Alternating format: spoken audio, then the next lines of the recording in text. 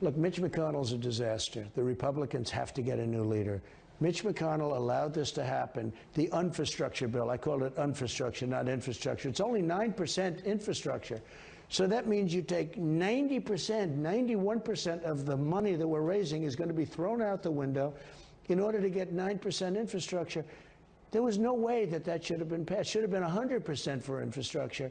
So what's happening is we had a thing called the debt ceiling. And he could have used that to win everything, and he chose not to. And we have a bigger problem because they have a so-called voting rights bill, which is a voting rights for Democrats, because Republicans will never be elected again if that happens, if that passes. Let me ask you about all of these people that you've been supporting recently. We're entering the election year, the primaries in March. You've already endorsed several candidates for re-election. What are you looking for? Let's go through some of these contests that are toss-ups. Senator Mark Kelly in Arizona, Senator Raphael Warnock, Georgia, Catherine Cortez Masto, Nevada, Maggie Hassan, New Hampshire. What are your They're thoughts? a disaster. They're for open borders. They're for defunding the police. They're for crime. In other words, they're for crime. They're for taking away your Second Amendment. So they want to take away your police and then take away your right to protect yourself. When you think of it, right? These people are a disaster, and they should all lose. And we have some great candidates. And sometimes I'm going a little outside of the box with some, because we have candidates that are not strong. They're rhinos, and they're not strong. They're Mitch McConnell type guys, and he's a disaster. So we need tougher people. We need people that are going to be able to win for our country. Not win for me, by the way, win for our country. And we have some great candidates. The other day, Hillary Clinton said that if you win again, it is the end of democracy. Will this be a rematch? Oh, I have no idea. I hope so. I mean, I'd like that. But look, the woman's crooked as can be. She cheated on the election. They spied on my campaign. Remember I put out that little statement, they're spying on my campaign, and all hell broke out. You know why it broke out? Because they knew I was right. They knew I was right. And all of these things that happened, and we caught them. Let's see what happens now. Let's see what happens to Hunter. Let's see what happens to all of it. Just today, he called Kamala Harris president again. Oh. Do you think someone else is directing him?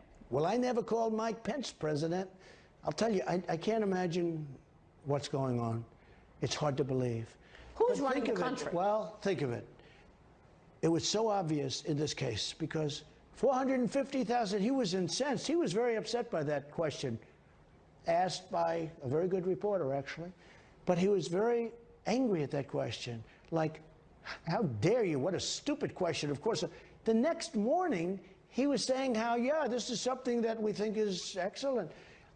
That really means, in the truest sense, that he is not running the country. Because there's no way you go from indignation to, oh, that's wonderful. And I hope you had a good interview. What do you think the strategy is around the border? 2 million people apprehended this year, 600,000 others getting away. The amount of illicit narcotics coming in is incredible. Fentanyl, we had 100,000 overdoses just in the last year, largely due to fentanyl. Hundreds of thousands, 100,000, but hundreds of thousands of people are dying. You know, if this were a war, and if we lost 200,000, 300,000, because I think that's the real number with drugs, and much of it's coming through the southern border. There's never been a war that anybody lost numbers like this. We're losing hundreds of thousands of people a year to drugs.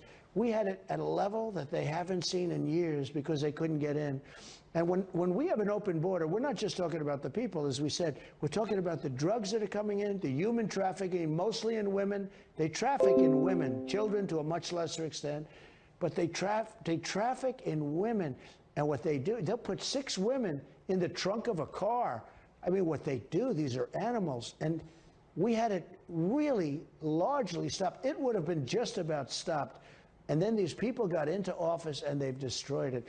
They're destroying our country.